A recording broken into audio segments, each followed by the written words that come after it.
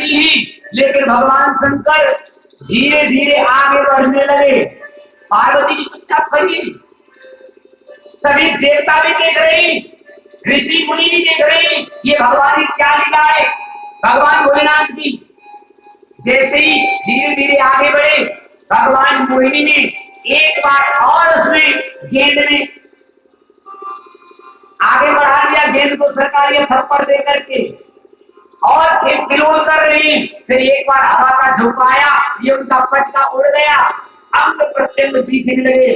भगवान शंकर से रुका नहीं गया, उनको जैसे पकड़ने के लिए झपटे, मोहिनी भगवान छूट करके भाग गए और एक छोटे छोटे पत्तों में और खुशबूदार जो पुष्प थे वहां जाके जैसे मोहिनी भगवान छिपे, शंकर भगवान ने जाकर उनको पीछे से पकड़ लिया। पीछे से पकड़ा तो भगवान शंकर को किसी प्रकार का होश नहीं है। कितनी बड़ी विचित्र लीला है। लेकिन भक्तों, भगवान शंकर का जो तेज है वह तेज स्खलित हो जाता है। तेज स्खलित होते ही भगवान शंकर को सब ध्यान आ गया। माँ पार्वती जी देख रही है, ऋषि मुनि ये सब देख रहे हैं अदृश्य होकर के, लेकिन भगवान शंकर को कोई भान नहीं है। जिनको तो मोहित हुए पड़े ना, मोहित हो गए। लेकिन भक्तों, भगवान शंकर को तब होश आया। भगवान शंकर कहते हैं, हे विष्णु भगवान, आपकी कैसी माया। विष्णु भगवान कहते हैं, सुनो, ये स्त्री का जो रूप होता है ना, वैसे स्त्री मोहित करने वाली होती है, उसमें भी विष्णु भगवान ने स्त्री का रूप लिया, वो तो और सारे संसार को मोहित करने वाली है। भगवान विष्णु कहते हैं, यही तो असली माया है। इसी में जीव चक्कर खा जाता है, चकरा जाता है। भगवान विष्णु ने अपना तुरंत मोहिनी रूप त्याग दिया और अपने धाम के लिए चले जाते हैं। भगवान शंकर जैसे धाम के लिए जाने लगे, भगवान विष्णु, भगवान शंकर कह रहे हैं, सोच रहे हैं, उसी समय विष्णु भगवान आकर के सुदर्शन चक्र, शंख चक्र, गदा पद्म धारण किए हुए हाथ में प्रकट हो गए विष्णु भगवान। बोलिए विष्णु भगवान की जय। शंकर भगवान बोले, प्रभु ये क्या लीला थी। बोले, नहीं, ये आपने चाहा था कि मैं मोहिनी रूप के दर्शन करूं, तभी मैंने आपको ये लीला दिखाई। लेकिन मैं तो कहते हैं कि जहां भगवान श्री शंकर जी का तेज स्खलित हुआ था, वहां सोने की खाने बन गई और कुछ जो तेज जो था उस तेज को वायु ने उड़ा दिया। वायु उड़ा करके ले गई और पवन के वेग से कुछ कण माता अंजना के उदर में जाकर के उन्हें पहुंचा दिया। कुछ जो कण बचे थे पवन ने माता अंजना के उदर में जाकर के पहुंचा दिया और उन्हीं तेज की वजह से श्री हनुमान जी महाराज की उत्पत्ति हुई। प्यारे भक्तों, कहते हैं ना, शंकर सुमन केसरी नंदन, तेज प्रताप महाजगवंदन। भगवान शंकर के तेज से हनुमान जी प्रकट हुए। इसीलिए इनका भक्तों ये महाजगवंदन, ये सभी जगह पूजे जाते हैं, इनकी सभी जगह वंदना की जाती है। बोलिए श्री हनुमान जी महाराज की जय। ऐसा मोहिनी रूप विष्णु भगवान ने शंकर जी को दिखाया है। भक्तों, कहते हैं, आगे चलकर के कह रहे हैं कि सृष्टि के विचित्रता को किसको पता है, किसी को पता नहीं। अब आगे चलकर के नारी प्रदेश की बात करते हैं। नारी प्रदेश क्या है। कहते हैं कि मेरू के नीचे एक अत्यंत रमणीय कानन प्रदेश में भगवान शंकर और मां पार्वती जी निवास करती है। एकांत में रहते हैं। एकांत में प्यार करते करते क्या हुआ, वहां एकाएक सप्त ऋषि जी आ गए। भगवान शंकर और मां पार्वती जी प्यार कर रहे, सप्त ऋषि जी आ गए, लेकिन मां पार्वती जी को संकुचित होना पड़ा। लज्जित होना पड़ा। भगवान शंकर जी कह रही है, हे स्वामी जी, कोई जगह तो ऐसी होनी चाहिए जहां हम और आप एक जगह एकांत में बैठ करके कुछ सुख दुख की बातें कर सके, लेकिन यहाँ तो कोई ना कोई हमेशा आता रहता है। इसीलिए तो कहते हैं ना, जब हम अपने भाई से बड़े हों, हम अपने भाई से बड़े हों और घर में प्रवेश कर रहे हों, तो या तो दरवाजा खटखटा के जाना चाहिए या फिर खांस करके जाना चाहिए, खांस मठा करके। न जाने कोई कैसी अवस्था में बैठा हो। इसी बात को मां पार्वती जी कह रही हैं कि आपको कोई ऐसा स्थान दें जिससे हम आपस में कम से कम वार्तालाप तो कर लें। सब ऋषियों तो वहां से चले गए, लेकिन उसी समय भगवान शंकर ने कह दिया कि आज के बाद जो इस वन में आएगा वह स्त्री बन जाएगा, वह स्त्री बन जाएगा। लेकिन भक्तों कहते एक बार ऐसा ही हुआ, एक बार ऐसा ही हुआ, उस वन में सुद्युम्न जी महाराज आए, भ्रमण करते उनको पता नहीं था। बोले वृंदावन बिहारी लाल की जय,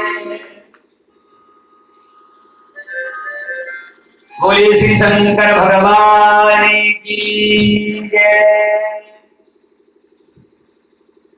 तो एक बार ऐसा ही हुआ, वहां सुद्युम्न जी जो हैं अपने साथियों के साथ में आखेट करने के लिए निकले, आखेट करने के लिए निकले, घूमते हुए उस वन में पहुंच गए।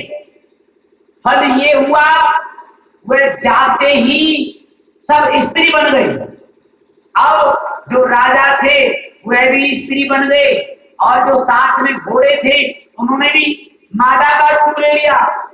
ये था कि चाहे चींटी क्यों ना पहुंचे वहां, यदि नर है तो वह भी मादा बन जाता था जाते ही उस वन में। कहते हैं कि लज्जावश वह लौट तो नहीं सके, फिर सब स्त्री बन गई, लेकिन लौटते भी तो कौन उनको पहचानता।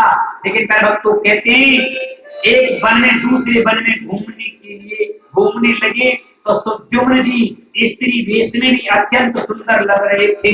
अब अतः वह इलाके आकृति के साथ में प्रकृति बदल गई है। तपस्या करते करते एक दिन क्या हुआ, चंद्रमा के पुत्र बुध के आश्रम में वो पहुंचे, और वह सुद्युम्न जी जो थे अब स्त्री रूप में हैं, स्त्री रूप में इला थे, मोहित हो गए।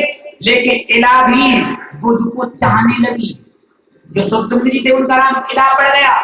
बुध के आश्रम में पहुंचे, वह उनका नाम इला पड़ गया। सुद्युम्न जी उनका नाम इला पड़ गया। बुध के आश्रम में पहुंचे, इला भी बुध को चाहती थी और बुध भी उनको चाहने लगे। दोनों का गंधर्व विधि के साथ में विवाह हो गया, और उस आश्रम में उनके कई पुत्र उत्पन्न हुए। इधर सुद्युम्न के न लौटने पर राजकाज में बहुत व्यवधान आने लगा। बहुत दिन बीत गए बिना राजकाज के। तो कहते हैं कि वहां कोई नहीं लौटा, तो गुरु वशिष्ठ जी कारण महीना स्त्री रहे तो अंदर बैठ करके रहे, अंदर घूंघट डाल करके। कौन राजकाज को संभाले, कौन क्या, ये व्यवस्था बिगड़ गई। लेकिन तो अंत में लज्जित होकर के उन्होंने अपने देह का त्याग कर दिया।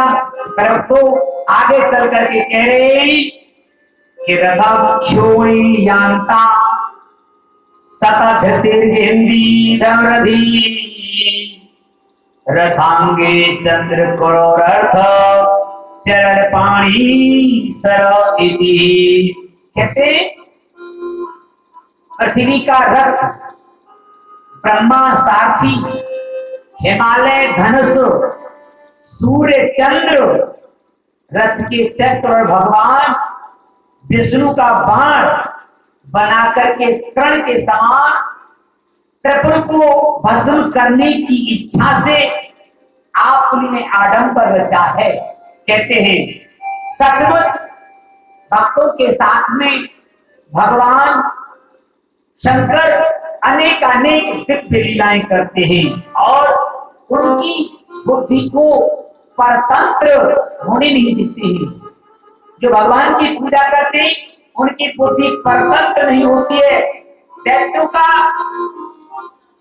एक प्रधान मायावी गुरु कौन था? मैं, जिसका नाम था मैं, जो दैत्यों का गुरु। भगवान शंकर का वह अनन्य भक्त बन गया।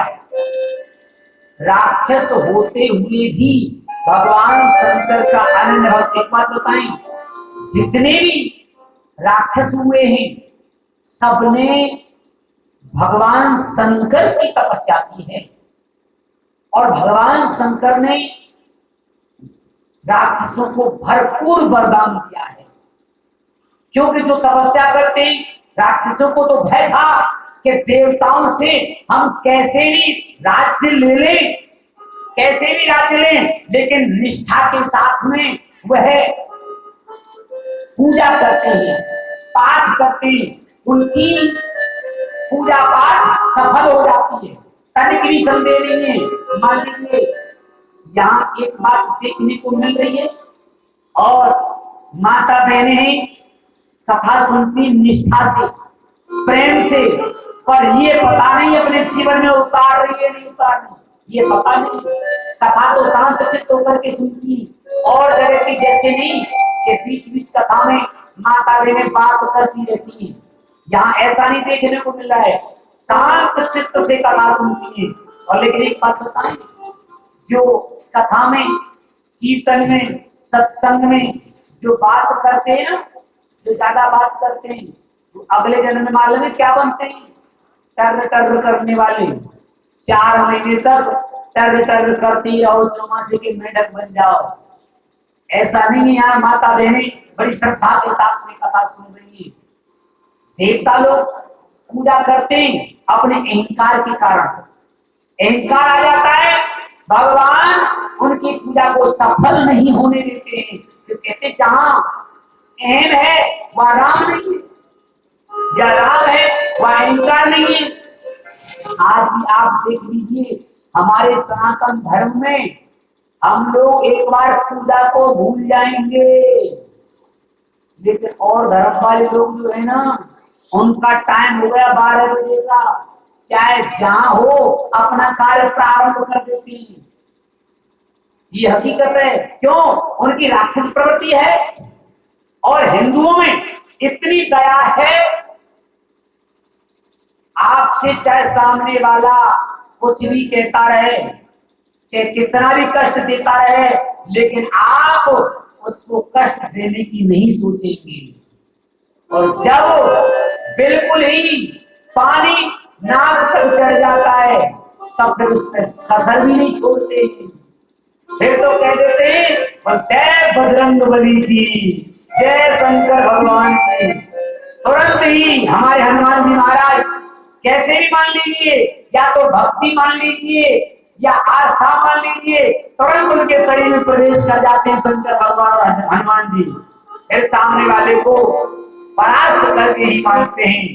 दैत्यों पर भगवान पहले से प्रसन्न होते हैं। भगवान भोलेनाथ, एक बार क्या हुआ, जो उग्रसेन जो थे ना, उग्रसेन, दैत्य लोग चालाक भी होते हैं, दैत्य लोग चालाक भी होते हैं। किस प्रकार देवताओं का हम आयुक्त करें, कैसे इनके वंश में हम को परंपरा प्रवेश करें। उग्रसेन की पत्नी एक बार पद्मावती, जब वह गर्भवती हो गई थी ना, वह सखियों के साथ में जल विहार करने के लिए गई, वन विहार घूमने के लिए गई। तो वहां पर तो एक राक्षस आया, देखते हुए राक्षस आया और उसके पद्मावती के रूप को देख करके मोहित हो गया। सखियों के साथ में रहने से कुछ कह तो सका नहीं, लेकिन उसने अपनी पूर्ण छाया उसके गर्भ पर डाल दी। जब उग्रसेन के यहाँ पुत्र हुआ जिसका नाम कंस है। पुत्र हुआ तो नारद जी बता के गए, सुनो ये तुम्हारा बेटा तुम्हारे वंश को नष्ट करने वाला होगा। उग्रसेन जी ने वह पुत्र पत्तों में लपेट करके जमुना जी ने बहा दिया। जमुना जी ने बहा दिया नारद जी के कहने पर। सूरसेन जो थे एक बार जमुना जी के किनारे पर संध्या वंदन कर रहे थे, भजन कर रहे थे, देखा ये पत्तों में लपेटा हुआ कौन जा रहा है, देखे तो सही, उनको निकाल लिया और सूरसेन ने उसको लाकर के अपनी पत्नी को दे दिया। अब तक तो हमारा एक बेटा था लेकिन अब ये दूसरा भी मिल गया है। वसुदेव जी के साथ में पल रहा है, लेकिन रात्रि में नारद जी आकर के कह के गए, तो सुनो तुम सूरसेन के बेटा नहीं हो, तुम तो उग्रसेन के पुत्र हो। इतना उसने पुत्र ने सुन लिया, रात्रि में जग करके चला गया कैलाश पर्वत पर। क्यों गया कैलाश पर्वत पर? क्यों? कि उस राक्षस की छाया उसके ऊपर पड़ी थी। कैलाश पर्वत पर जाकर के भगवान शंकर की तपस्या करने लगा। तपस्या करते करते बहुत समय व्यतीत हो गया। भगवान शंकर प्रसन्न हुए, बोले वरदान मांग लीजिए। बोले प्रभु मुझे कोई वरदान नहीं, बोल सुनो वरदान नहीं चाहिए आपको, तो सुनो ये धनुष मेरे से ले लीजिए, इस धनुष को आप अपने पास में रखो। और एक बात बताएं, इस धनुष को तो आखिर कोई तोड़ने वाला होगा नहीं, और जो इस धनुष को तोड़ देगा वह तुमको छोड़ेगा नहीं। धनुष को लेकर के आ गया उसने। अरिष्टासुर, व्योमासुर, धेनुकासुर, केसी, बड़े बड़े राक्षसों को अपनी सेना में ले लिया, मथुरा पर चढ़ाई कर दी और उग्रसेन का मुकुट उतार करके अपने ऊपर सिर पे अपने आप धारण कर लिया और कह दिया आज से इस मथुरा का राजा मैं हूं, मेरी पूजा करो। हवन करना है तो कंसाय स्वाहा, कंसाय स्वाहा। कोई ब्राह्मणों को भोजन नहीं कराना, किसी संतों को नहीं मानना है। हाहाकार मच गया। लेकिन क्या भक्तों, करते करते जब देवकी का विवाह भी हो गया, भगवान श्री कृष्ण का जन्म भी हो गया, गोकुल में भगवान पहुंच गए, लेकिन नारद जी कह रहे बोल में इनको कैसे मरवाऊं पता तो नहीं। नारद जी बता के गए थे, हे राजन कृष्ण बलराम को कब मारोगे? गुरुदेव मैं बड़े बड़े पहलवान, बड़े बड़े राक्षस मिलता हूं, लेकिन पता लगता है वह सब जाकर के मर गए। एक काम कीजिए, तुम्हारे पास में जो शंकर जी का धनुष है ना, उस धनुष का यज्ञ कीजिए, गांव से लोगों को बुलाइए, कृष्ण बलराम को बुलाइए। अच्छा ठीक, लेकिन नारद जी महाराज से कंस पूछता है ये तो बताओ हमारा काल कैसा होगा, हमारा काल कैसा होगा ये तो बता दीजिए। नारद जी कह रहे काला काला होगा, बांसुरी वाला होगा। कंस को पता तो चल गया काला काला होगा, लेकिन कंस के सामने जो कोई काली वस्तु आती तो वह डर करके दूर खड़ा हो जाता। अरे ले जाओ, इसमें तो मेरा काल है। जैसी काली वस्तु आती है इसमें मेरा काल है, कंस को भयभीत कर दे नारद जी। अब काली वस्तु की तो बात क्या, उसकी भोजन में भी उसको काल दिख रहा है, भगवान दिख रहे हैं भोजन में। भोजन में भी कैसे? जब भोजन की थाली आई, भोजन की थाली में भगवान श्री कृष्ण को कंस देख रहा है। कैसे? कि पूरी बीच पुंडरीक दाल में है दामोदर। पूरी में पुंडरीक भगवान, पूरी बीच पुंडरीक दाल में है दामोदर, और गाजर के हलवा में हलधर मूसल को घुमाता है। आलू में है अमरदेव और पापड़ में पाप हारी। ये काली पीली आंख दिखाकर मुझे डराता है। ले जाओ इस भोजन को ये भोजन नहीं सुहाता है।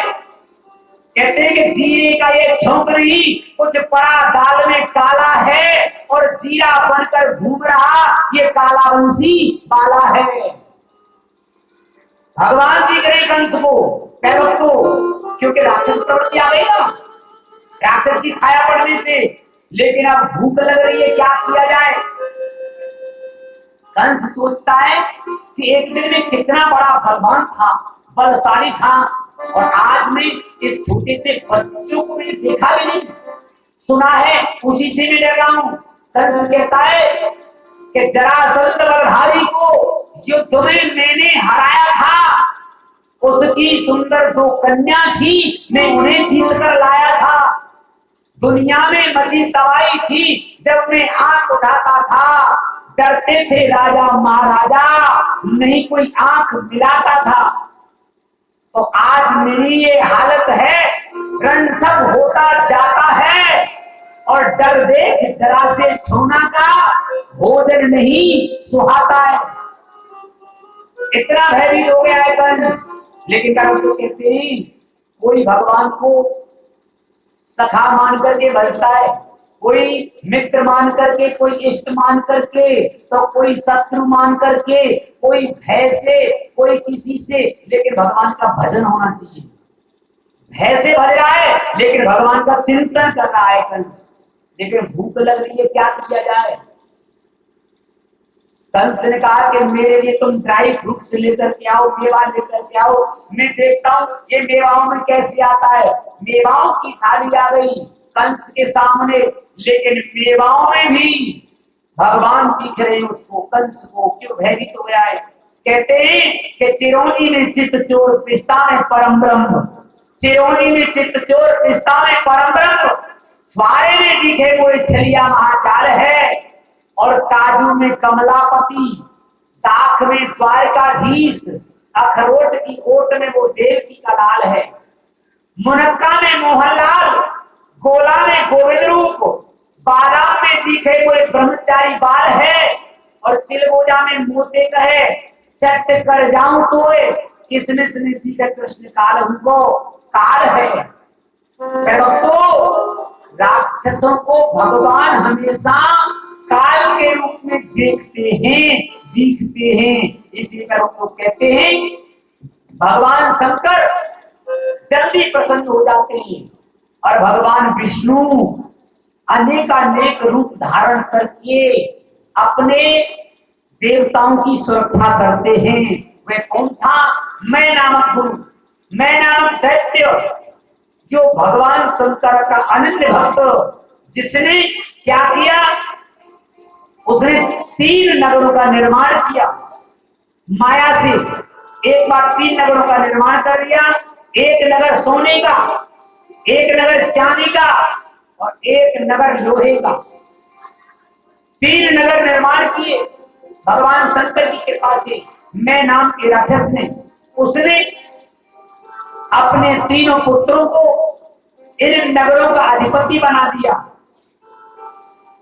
कहते हैं कि तारकाक्ष को स्वर्णपुरी का राज्य दिया, और कमलाक्ष को रजतपुरी का राज्य दिया, और विद्युन्माली को लोहपुरी का राज्य दे दिया।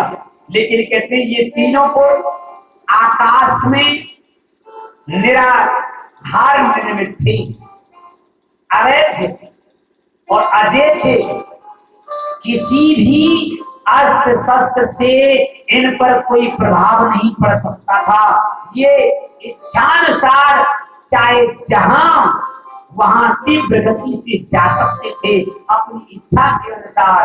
कैसे जा सकते थे? इच्छा के अनुसार। एक बार गर्दम मुनि ने अपनी तपश्चर्या से मन के द्वारा चलने वाला विमान तैयार किया था। मन कहता है कि चलो वृंदावन, तुरंत वृंदावन पहुंच गया। चलो हरिद्वार, हरिद्वार। ऐसे ही ये तीनों महल, तीनों राज्य उनकी इच्छा के अनुसार चाहे जहां चले जाते थे भक्तों। और कहते हैं कि 1000 वर्ष तक केवल आधे पल को तीनों पुर में आपस में एकत्रित हो ऐसा बनाया गया। 1000 वर्ष पर केवल आधे पल के लिए एकत्रित किया जाए, ऐसा बनाया गया। 1000 वर्ष से पहले नहीं, भगवान शंकर ने ये वरदान दिया था। मैं नाम के राक्षस को, उनके 3 पुत्र थे, लेकिन कहते इसी एकत्र होने के समय पर ही इनका नाश संभव था। ये तीनों महल एक जगह इकट्ठे होंगे तभी इनका नाश होगा, अन्यथा हो नहीं सकता था। लेकिन वे लोग तो कहते मैं के तीनों पुत्रों ने ऐसे पुरों को पाकर के, ऐसे नगरों को पाकर के संसार में उत्पात मचा दिया, उत्पात मचा दिया है। और अपने मद में मस्त हुए वे अपने पुर के साथ में ही चाहे जहां पहुंच जाते थे, मंदिर को ध्वस्त कर देते, उपवनों को ध्वस्त कर देते, ऋषियों के आश्रम को नष्ट कर देते, ब्राह्मणों को सताते थे। मैं नाम के पुत्र, मैं नाम के राक्षस के पुत्र।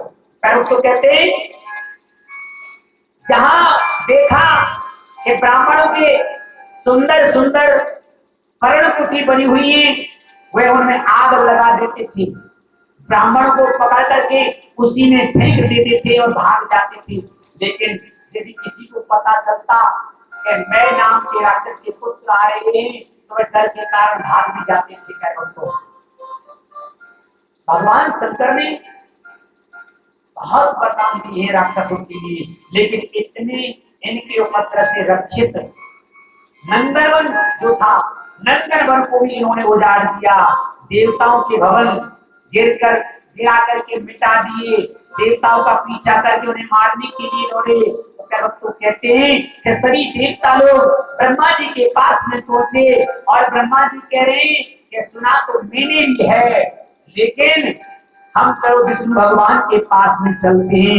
समस्त देवता ब्रह्मा जी को लेकर के विष्णु भगवान के पास में पहुंचे। कहते हैं कि चलकर उन्हें सुनाओ गाथा और आए कैलाश तो विष्णु था। विष्णु भगवान भी उनको लेकर के कैलाश पर्वत पर आ गए। कहते हैं कि दैत्यवंशी सभी उपासक हैं, भगवान शंकर भी कुछ चाहे तो विपत्ति टल सकती है, अन्यथा नहीं टल सकती है। विष्णु भगवान कह रहे हैं मैं भी कुछ नहीं करूंगा। उन्होंने वरदान दिया है, जिसको वरदान मिल जाए उसका कोई कुछ नहीं बिगाड़ सकता है। तो देवता विष्णु भगवान के साथ में कैलाश पर आए और बहुत प्रार्थना करने पर भगवान शंकर प्रकट हो गए। देवताओं ने अपना कष्ट निवेदन किया है भगवान शंकर के सामने, लेकिन भगवान आशुतोष जो है, आशुतोष को प्रिय यही था कि ये देवता लोग राक्षसों का संहार करें। उनसे बिल्कुल ये उनके दिमाग से बाहर था, उनके मन से परे था। को कहते देवता प्रभु शंकर जी के पीछे भवन में जाने लगे तो द्वार स्थित गण कुंभांड, शंकर जी का जो गण था कुंभांड ने उन्हें मार करके भगा दिया। देवताओं को कुंभांड ने मार करके भगा दिया। देवताओं को बड़ा कष्ट हुआ। देखो दैत्य कितने सौभाग्यशाली हैं, प्रभु के श्री चरणों की सेवा पूजा करके उन्हें सहज में प्राप्त कर लिया है। हम आगों को प्रभु दर्शन नहीं दे रहे हैं, इतना बड़ा कष्ट है। इस प्रकार पश्चाताप करते हुए देवता लौट करके वन में तपस्या करने की प्रारंभ कर देते हैं। सभी भक्तों भगवान के समान प्यारे होने चाहिए, लेकिन लोग कहते हैं कि सभी देवता भगवान शंकर की प्रार्थना करने पर प्रसन्न नहीं होते हैं। तो त्रिपुर के उत्पात का रोना आया उनको।